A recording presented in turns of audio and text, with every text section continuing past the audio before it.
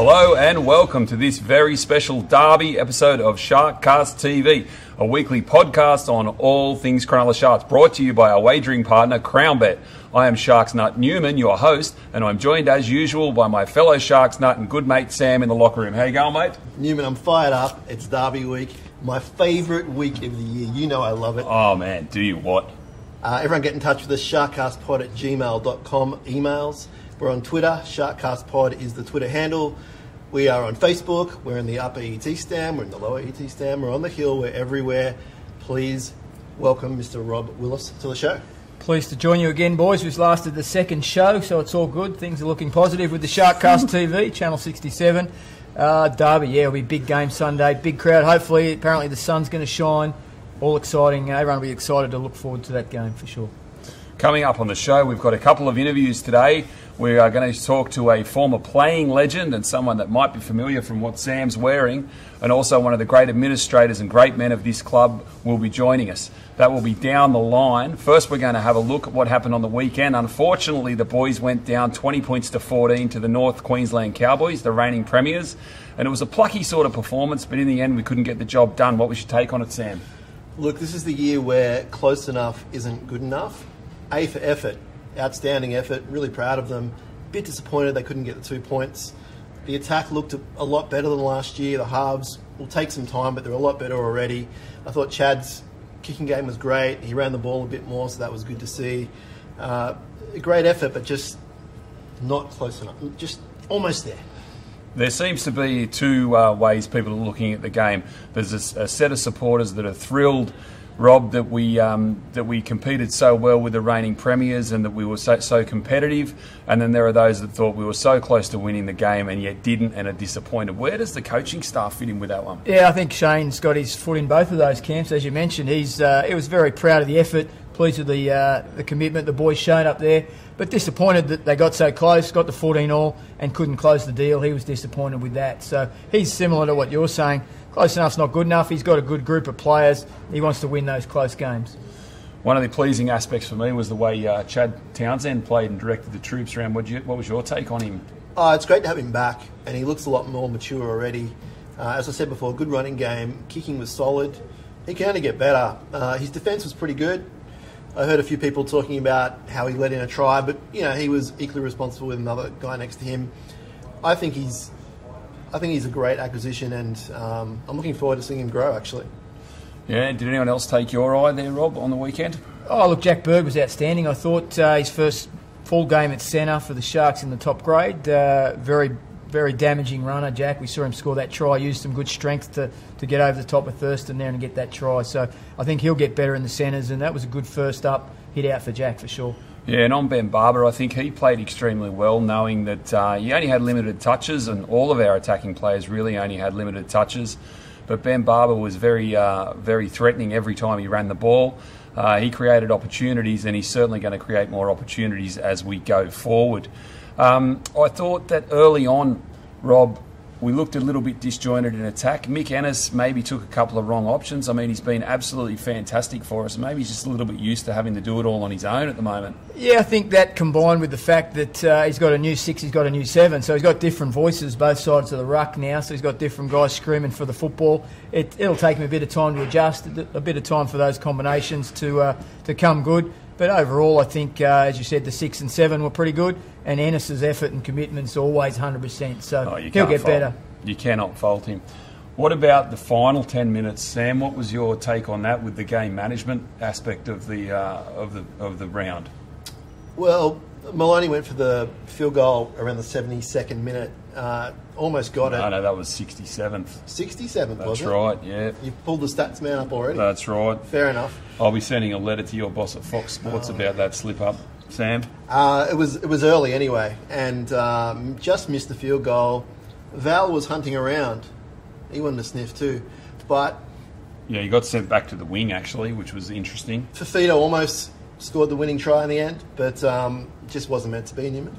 Okay, and that will wrap us for that segment. As we said, an unfortunate loss, disappointing, but the team looks to be building nicely, and it'll be interesting, a real litmus test to see how we go against those Dragons this weekend. We'll be back on the other side of the break with the news. You're watching SharkCastTV, brought to you by CROWNBET.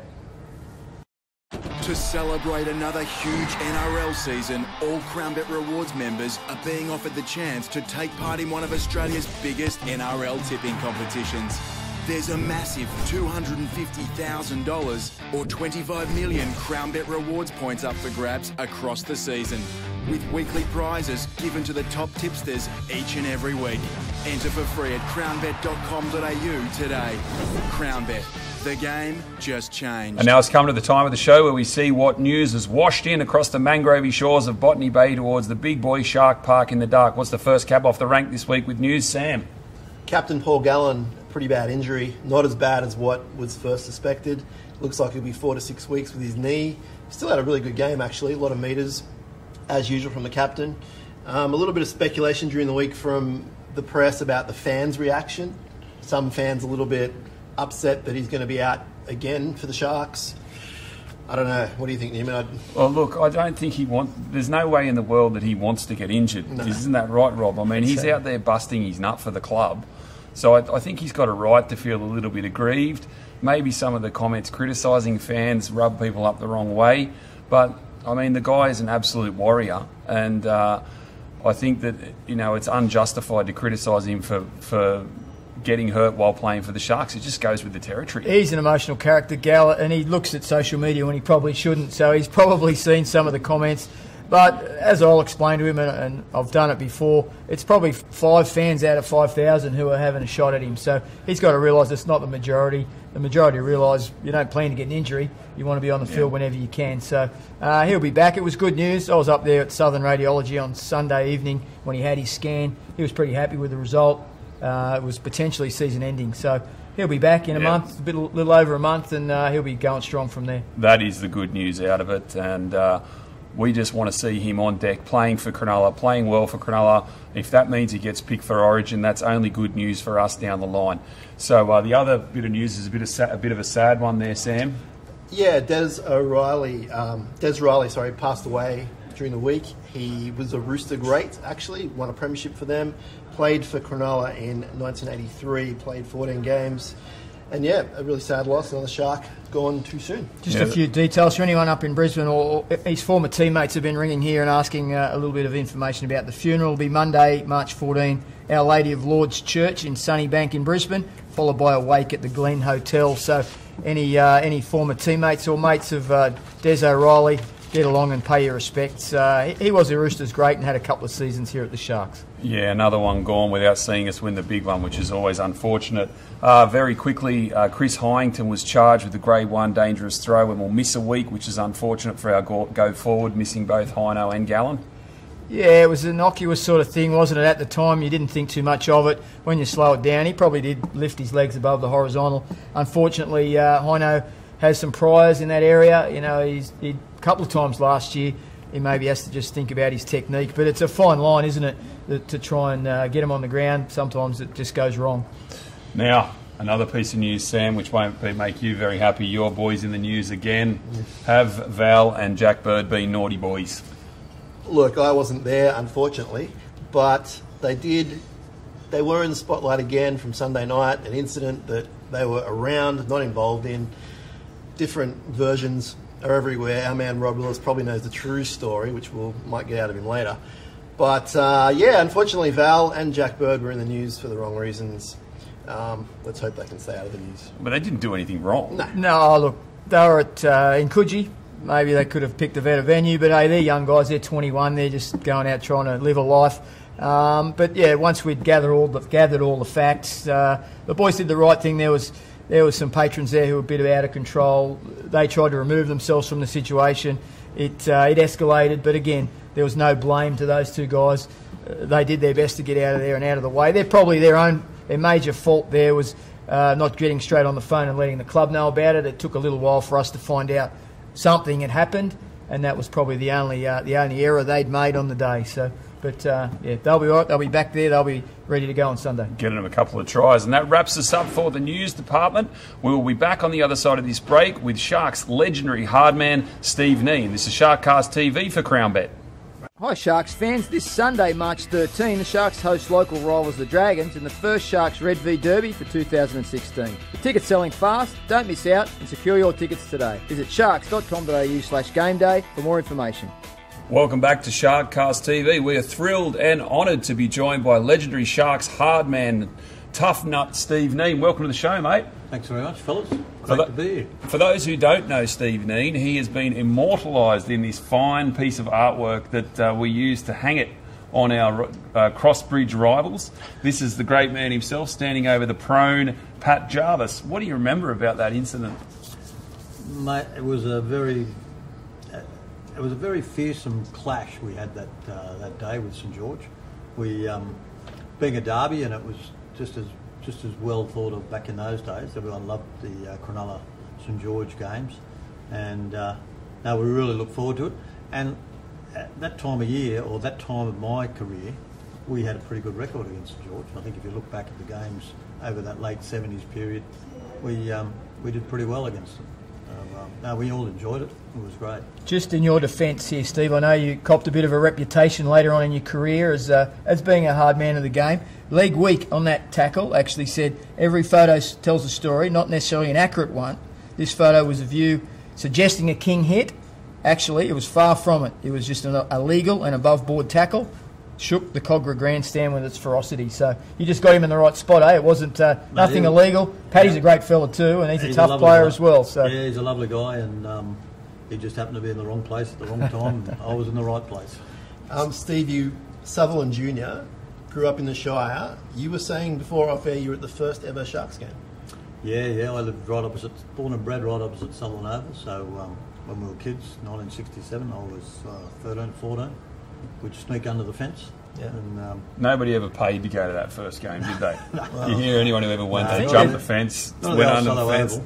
I think there's still holes in the fence at Sutherland Oval. You can still sneak in there at semi-final time. So when you ended up playing first grade, it obviously meant a lot to you.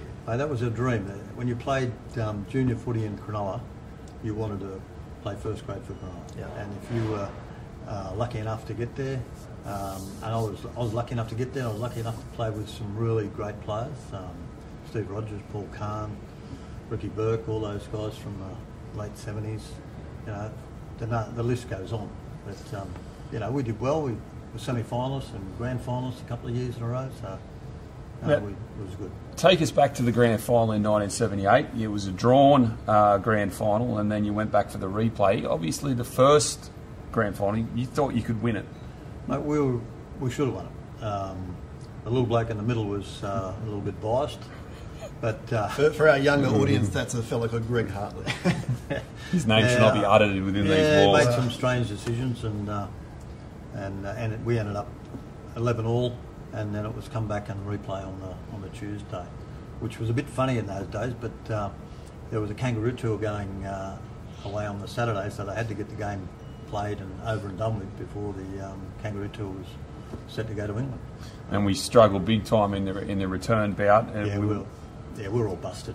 Yep. A lot of injuries, and you know, our big effort was that grand final. You went on that kangaroo tour in '78. That must have been a buzz too. There were some great players and great teams around then, so it must have been a great buzz for you to play on that side. Fantastic. Couldn't have been more happy. Yeah. It was what you dream of. And, to get that Greta goal jumper was fantastic, and you know, you can understand everyone aspires to represent their country, and when you run on the field and they play that Australian anthem, it's fantastic. Particularly when you come from representing Cronulla. Now, how do you feel when you see people walking around with these T-shirts? I was actually stopped in the street the other day by a guy wearing that T-shirt who watched SharkCastTV last week. I mean, does it blow your mind a little bit that it's been so iconic? Yeah, it's a bit strange, isn't it? But I think I was telling you before we got on air, I met a guy that had it on his phone as his background, and I thought, oh my God, he's a fan and a half. Absolutely. So, it's good. Just on that, obviously that was a tough moment and a tough period of the game. How do you see the game in 2016 as compared to what you played in the late 70s, early 80s? Oh, it's totally different.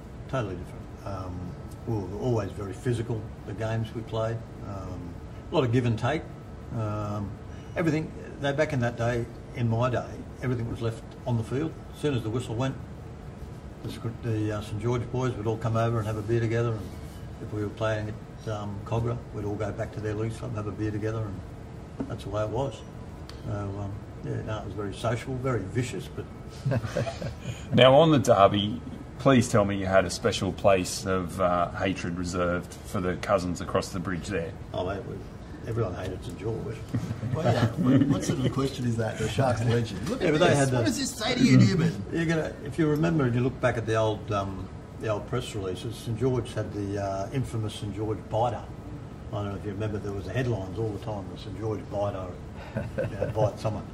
But it wasn't just one bite, there was a whole lot of Oh, there you go. What about that? Yeah. So as we wrap up, is there one message you could give if the team was sitting in front of you now? What was the message you give to them before they ran out to take them on Sunday afternoon, 4 o'clock? Yeah, well, it's a derby. Everyone in the Shire is behind you. Everyone loves to beat St George, the big brother. We were always the small brother all our early years. We've got our own identity now, but there's still that lingering big brother thing, so we'd like to smack them. Absolutely. Well, thanks very much for joining us on SharkCastTV, Steve. It has been an absolute thrill, and hopefully I'll see you down the ground for a quick beer on Sunday. Yeah, sounds good. Thanks, Steve. Thanks very much. Sharks fans, this Sunday, March 13, the Sharks host local rivals the Dragons in the first Sharks Red V Derby for 2016. The tickets selling fast, don't miss out, and secure your tickets today. Visit sharks.com.au/gameday for more information. Welcome back to SharkCastTV, brought to you by CROWNBET. From a great on the field, we have gone to one of the greats in the office, and we are in the midst of greatness. New life member of the club, Peter Gow. Welcome to the show. Thank you, Sam, Newman and Rob. Nice to see you all. Now, you joined the club as president in 1993, is that correct? That's correct, yeah. And president, was it chairman, as it's known now? Is it a board position? I did transit straight from president to was chairman. Right, okay. It changed because the structure of the two boards changed. Okay. So we, instead of having two boards, which was pretty confusing, 16 people, we ended up with one board. Right, okay. A chairman instead of two presidents. What encouraged your involvement, Peter? What made you think that would be a good idea to get involved with a football club at that level? Well, I think this is a fantastic community asset, the club, and I, along with Steve, attended many games going over the fence at Southern Oval. So I suppose I got a bit. You didn't pay either. Unfortunately, I didn't at that time. What about that? It was good to see. Just maybe I'm cutting you off there a bit, but it was good to see Steve. And, Absolutely. Really good, and I always have the memories of him not being really given a fair go in his suspensions, and that was very much dominated by the Manly Club. Some of those, I had the inside that it was they really. They ran the league, didn't they? Yeah. Sorry, I hope I don't go to jail for this. No. This is where you're among friends here. I believe the name Ken Arthurson came up before. Yes, that's right. That is a very, very familiar name. Okay.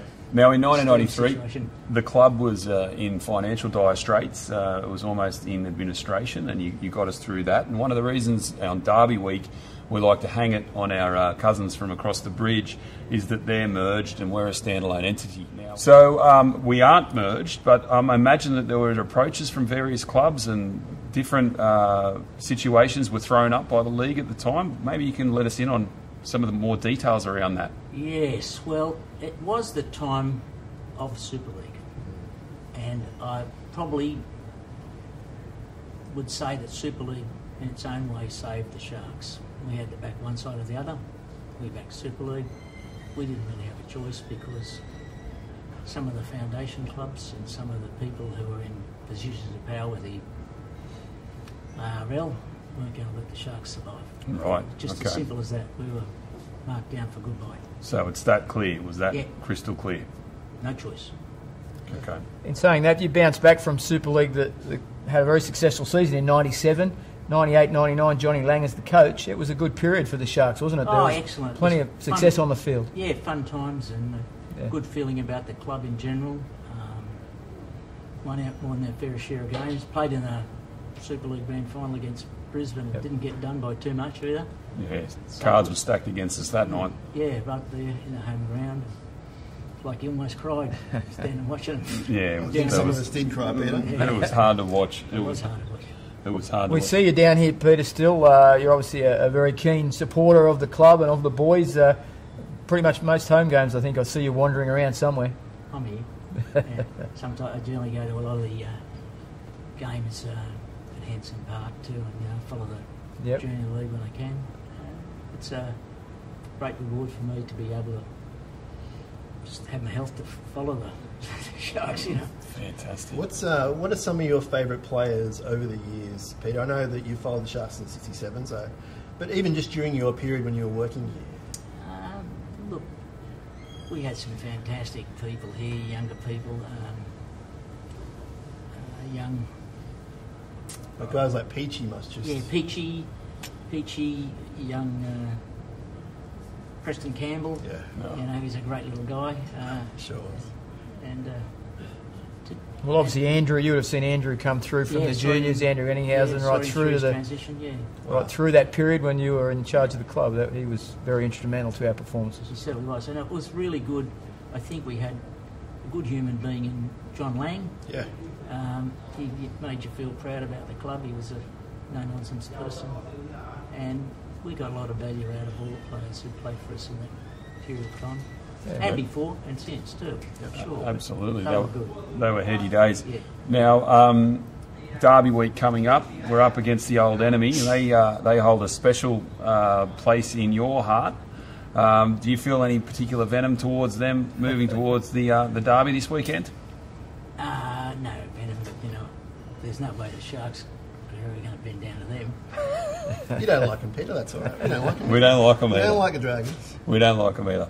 So we want to thank you very much for coming on SharkCastTV. Thank you. Real Peter, thrill. congratulations on the life membership. I don't know if there's a more deserved one. Absolutely, yeah. Good luck at that AGM where you've been nominated. So good luck in the next couple of Yeah, weeks. Quite delighted. Yeah, it's Thrilled. as Newman said, it's an outstanding accolade, and good luck with it. Any Chinese afterwards? Definitely, Good man. never doubt. Thanks very much for joining us, Peter. Excellent. Thank you. gentlemen. Thank you, Thank Peter. you. Thanks, mate. To celebrate another huge NRL season, all CROWNBET Rewards members are being offered the chance to take part in one of Australia's biggest NRL tipping competitions. There's a massive $250,000 or 25 million CROWNBET Rewards points up for grabs across the season, with weekly prizes given to the top tipsters each and every week. Enter for free at crownbet.com.au today. CROWNBET. The game just changed. And now it's come to the time of the show where people dial in from across this big blue planet of ours and tell us where they've been watching the Sharks representing the club or watching the show from. With the hashtag, where the Shark are you? What's the first one we've got, Sam? We've got Nay repping the club at a craft retreat in Bendigo. It's a great effort. Looking great. Absolute crafternoons. How do you feel about that? You know how I feel about that. Bendigo, AFL territory too. Good to have a Sharks fan down there. Absolutely. I've got a good one here. We've got, to kick us off, we've got Louis, who's repping us wearing the old retro jersey on the New York City subway, catching the train from Brooklyn, and he was going to watch the game against the Cowboys on the subway at a bar somewhere. So that's a long way away. Good, Louis. It's glad it's not our Louis who's all that far away. He'll be here Sunday, our Louis, playing the Dragons. Absolutely. The last one here, we've got Donny, who's on the top of a crane. It's the Donny, I think it is. He's normally on the top of the cranes here at the Sharks development, but I think he was at Rosebery for this one, but we all know he's a big Sharks fan, Donny. Mate, there's no one else that'll fly a flag prouder than Donny, is there? Absolutely. Last one, Newman, is Troy from Maitland. This one's maybe my favourite. He tunes in listening to the show from his truck. Now, that's an outstanding effort. And that's his truck there. He sent me an email to follow that one up. He's got 10 tonnes, 12 pallets, and he does a run from Maitland to Sydney. He said his highlight of the week is when he listens to the audio version of the show in the truck. So how good is that? You can get in touch with us. Make sure you tweet us or email us, and that is at SharkCastPod. Make sure you put the hashtag on there, where the Shark are you? That wraps us for that segment. We'll be back on the other side of the break. Looking forward to the Dragons Sharks derby. fans, this Sunday, March 13, the Sharks host local rivals the Dragons in the first Sharks Red V Derby for 2016. The tickets selling fast. Don't miss out and secure your tickets today. Visit sharks.com.au/game day for more information. Boys, it's time. It's Derby week. It's almost here, Derby day. I'm going to be here before the gates open. I'm going to be the first one through the gates. I love a derby. St George Illawarra, you don't stand a chance. Don't even bother coming here. Newman, stop me. Mate, it's going to be a big game. I think that we're short favourites, judging by the form. I don't know if that is completely warranted. I thought they looked pretty good against the Storm, the Dragons. They didn't play too flashy, but they got about their business pretty well, and the Storm were always a hard ask in Melbourne, round one. Mate, no, absolutely hard to beat down there, and they had chances to beat them even, a couple of decisions went against them. The rubber, the green probably didn't go the Dragons' way. Not that I'm feeling sorry for them, but I'm just saying they had their chances to beat the Storm. So they'll come here ready. It'll be I reckon it'll be an even contest, tough game, good spectacle. Now, on the way in, I was told that the game, they are expecting the house full sign to go up, so please make your arrangements with that in mind.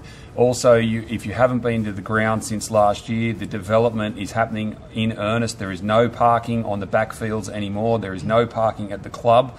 We are imploring you to catch public transport to the ground.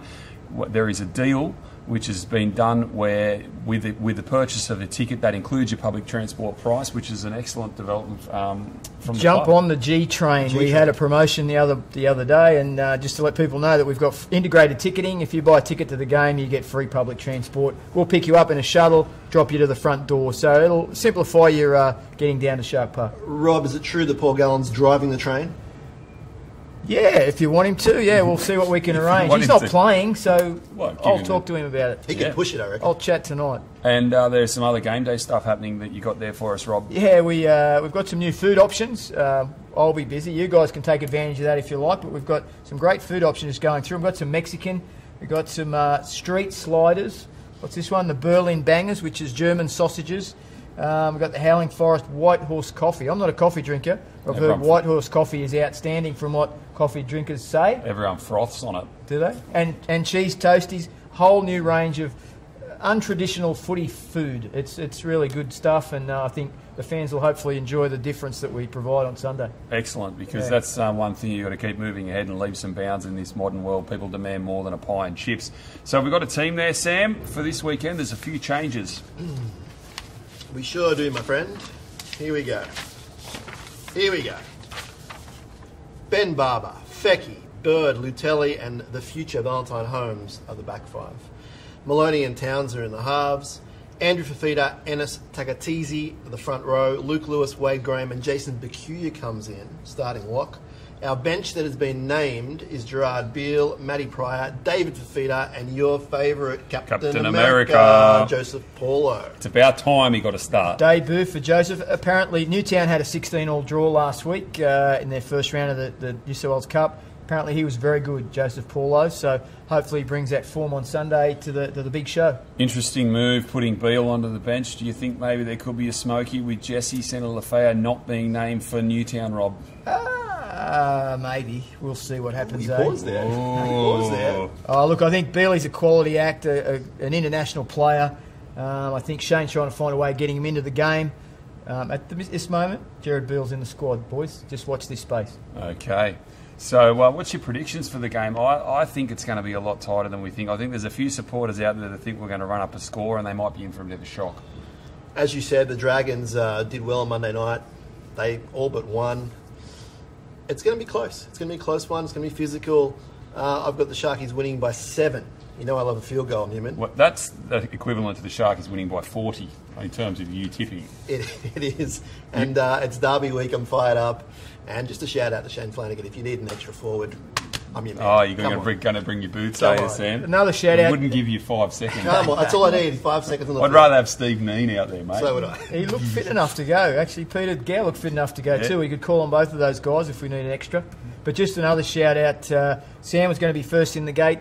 Everybody get here early, not only because it's going to be a full house, but get here early for the 20s. Great start to their season last year. Johnny Morris's first game in charge, 30-16 win. Tough place to play, Cowboys. Always a good 20s team. Yep. And we got the better of them up there. Well done to Johnny Morris week 1, and hopefully he can repeat that this weekend. I just hope that Cronulla, with a full house in, Channel 9 audience, beautiful sunny day. It's predicted to be 30 degrees and the sun shining. I just hope that we can lift against the curse and put a really good, strong performance in with a really clinical win and get our season on track.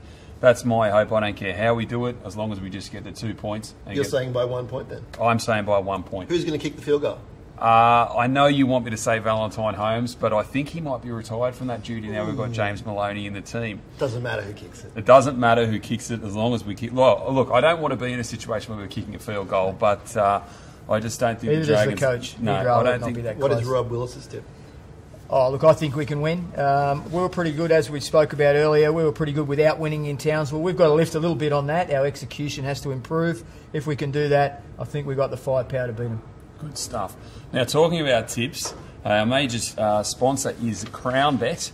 CROWNBET tipping, and it is not too late to join the CROWNBET tipping competition. If you go to the SharkCast page, which you would have had to do to watch the show, there'll be a link to the CROWNBET tipping competition. It is not too late to join. There is, what, $25,000 weekly prizes? Absolutely, $25,000 in prizes each week to be won by those involved with the CROWNBET tipping competition. So, as Newman said, jump on. You'd be crazy to not get involved. Now, results. Oh, my God. When I found out we had a tipping partner, I thought I'm going to have to join a tipping competition.